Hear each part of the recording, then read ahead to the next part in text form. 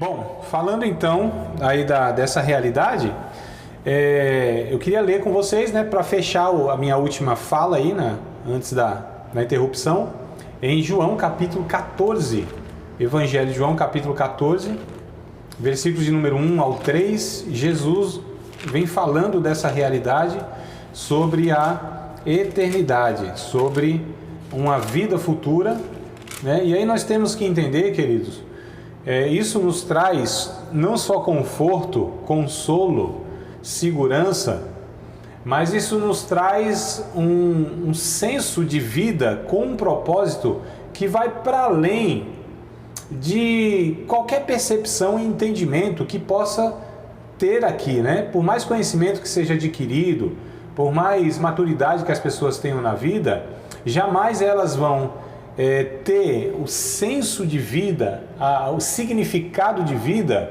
né? Se não for pelo Evangelho. Porque tem pessoas de fato, aliás, a grande maioria das pessoas, embora a religião trabalhe, né? Algumas religiões trabalham o fato e a ideia e o conceito de uma vida pós-morte, mas nós temos um diferencial, digo, nós que acreditamos no Evangelho, temos um diferencial, porque assim, se a gente pegar muitas ou a grande maioria das religiões, ou se não todas as religiões, a vida futura, a vida, né, após a morte, ela vai depender da capacidade do camarada aqui, de obediência, vai depender se ele vai fazer tudo certinho aqui, né?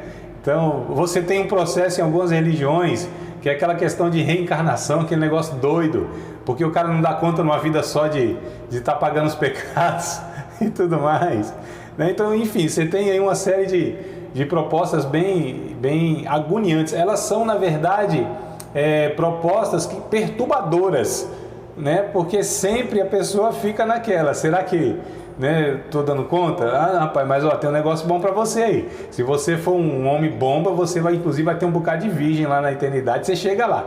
Quer dizer, nem garante tanto, mas vai ter assim, sabe, um negocinho a mais, uma possibilidade a mais, né? Não quero denominar ainda essas religiões que fazem isso, mas são coisas assim totalmente inseguras, né, angustiantes. Mas Jesus, ele nos garante. E por que ele nos garante? Porque ele não nos garante baseado nas nossas condições, nossas capacidades e nossas aptidões, né, e nossos esforços para que isso aconteça. Isso é uma garantia porque ele garante nele. É ele que é o garantidor. E ele diz assim, ó, não se turbe o vosso coração. Credes em Deus, crede também em mim. Na casa do meu pai há muitas moradas. Se não fosse assim, eu vou-lhe teria dito, pois vou preparar-vos lugar. E quando eu for, eu estou usando e quando eu for, porque na grande versão aí tá, e se eu for, né?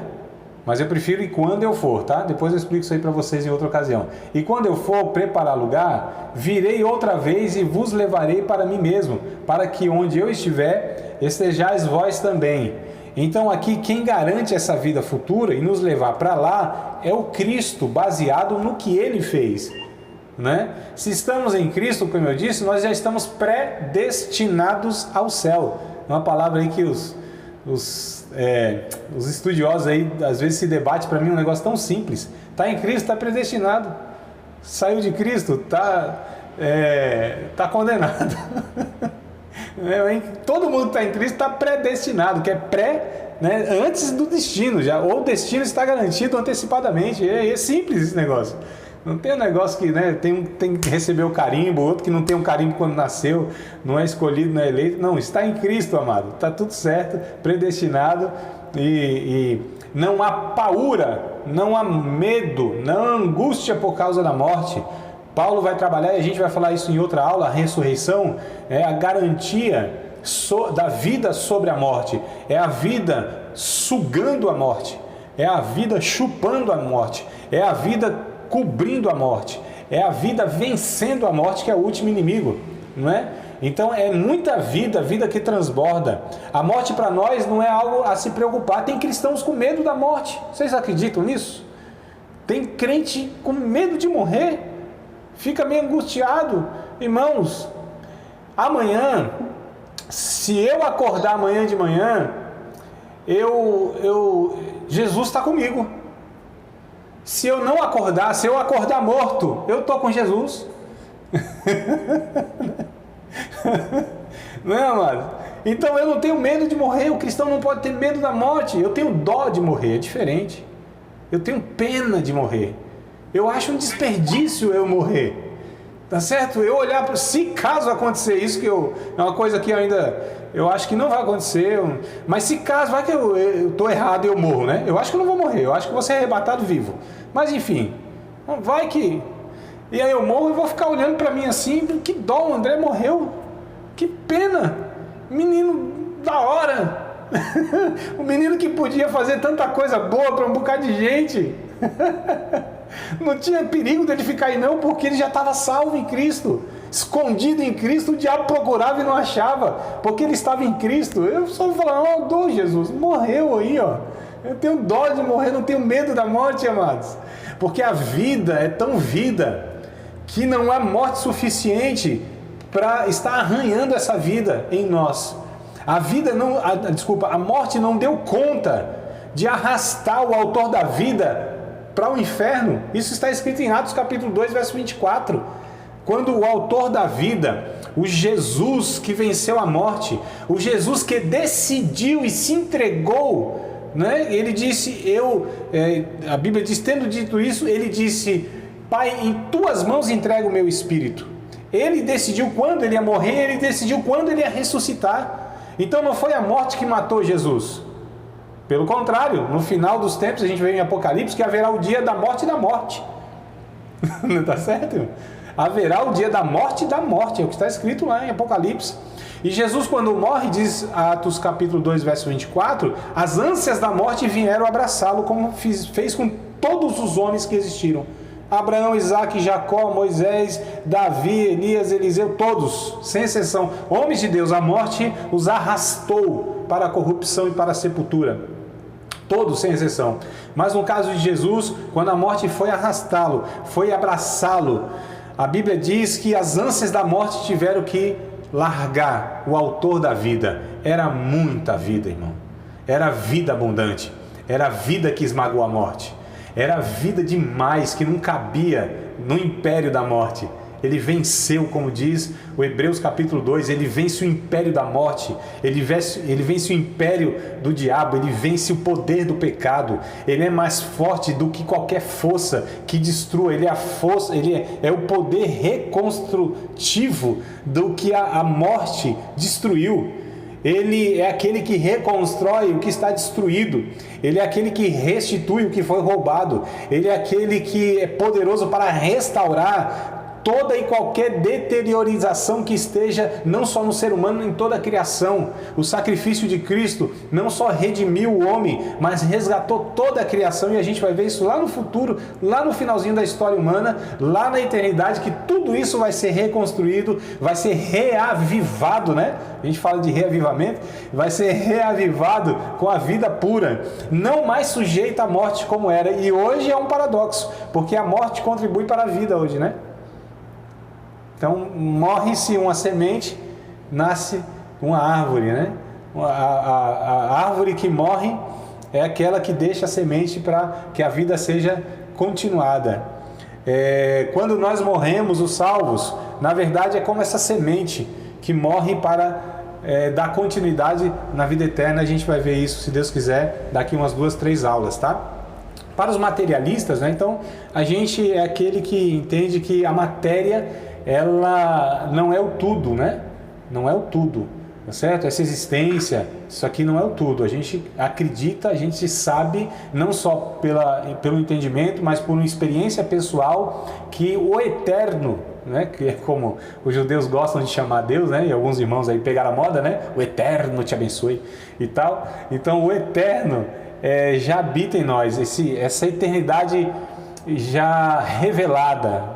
Porque todo ser humano tem uma eternidade que ela não é revelada, só é revelada pelo Evangelho, mas todo ser humano tem uma eternidade que ela não é percebida, mas ela é sentida até mesmo pela angústia. Isso quem vai dizer é Eclesiastes capítulo 3, versículo de número 11.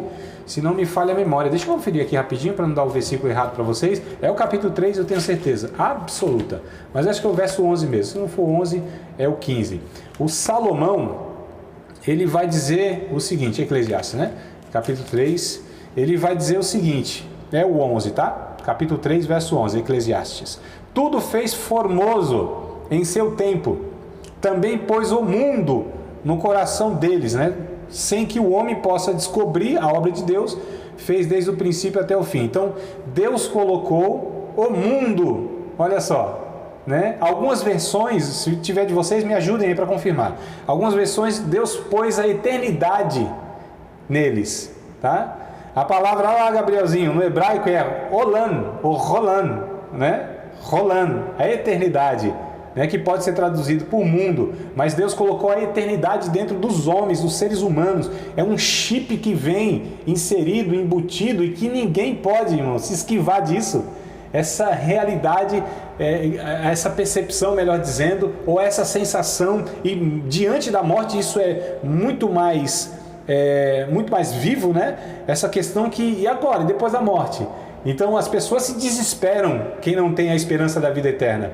Mas quem tem a esperança da vida eterna, a morte, ela é o último inimigo a ser vencido, não nos deixa angustiados, né? Paulo vai trabalhar isso em 1 Tessalonicenses capítulo 4, verso 13 em diante. Ele vai dizer, inclusive, para os irmãos que estavam angustiados porque os seus parentes morriam, tá? Os irmãos e parentes morriam, irmãos em Cristo, e agora, o que vai acontecer? Paulo disse, não se entristeçam por causa disso, porque Jesus ele virá, né? Com voz de arcanjo, trombeta de Deus, os mortos, eles ressuscitarão e nós que estivermos vivos, encontraremos com eles, estaremos sempre com o Senhor, encontraremos o Senhor nos ares e estaremos sempre com o Senhor. Então para nós a morte, o velório, né? De um salvo, de um cristão, canta-se, louva-se, adora-se, claro que se entristece e chora-se também, mas não com o desespero da morte, não com a frieza da morte cobrindo aquele ambiente e aquelas pessoas, mas sim com o fogo do Espírito celebrando que nós vamos nos encontrar só mais um pouquinho, mais um pouquinho de tempo e todos nós vamos nos encontrar com o Senhor. Então é diferente, nós lidamos com a morte diferente, amados, tá certo? Sofremos, nos entristecemos e tudo mais, mas nós não nos desesperamos, né? Então esses são os espirituais. Os materialistas já não lidam assim, mas nós vamos ter que tratar na próxima aula e no próximo capítulo. Não perca o capítulo da próxima semana, tá bom? Vão ter aí desenrolar uma trama. A gente vai ver alguns personagens aí, então não perca a novela. Tá bom? Você acabou de participar de mais uma aula de um dos nossos cursos, Seminário de Teologia, Vida Cristã, Palavra da Vida. Espero que tenha te abençoado, não só alargado o seu conhecimento teológico, mas que tenha também atingido o teu coração para que você possa a cada dia mais reproduzir a vida de Deus nas suas relações cotidianas. Se você ainda não é aluno oficial de um dos nossos cursos, se inscreva aqui no contato que vai aparecer do WhatsApp, também nos siga nas redes sociais, se inscreva no nosso canal, compartilhe à vontade e Deus te abençoe.